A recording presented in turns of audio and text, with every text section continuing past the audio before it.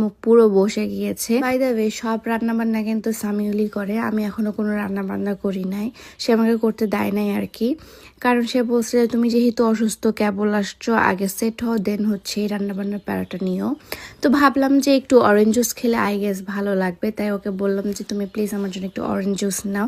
তো সে আমার জন্য আসলে অরেঞ্জ জুসটা নিচ্ছিল। এখানকার অরেঞ্জ জুসটা অন্যভাবে একদম র ভাবে তৈরি করে দেয়, কোনো সুগার অ্যাড করে না, কোনো কিছু অ্যাড করে না, একদম র ম্যাটেরিয়ালের হচ্ছে অরেঞ্জ জুস পাওয়া যায়।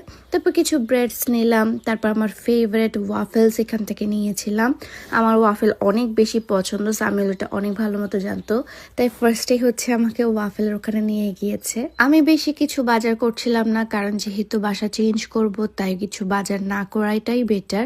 বাট কিছু না কিছুতে খেতে হবে, স্ন্যাক্স জাতীয়, তাই একটু স্ন্যাক্সের বাজার করেছি আর কি। জুস নিয়েছি, আইস টি নিয়েছি, কিছু বেরিজ নিয়েছি, তারপর গাজর নিয়েছি।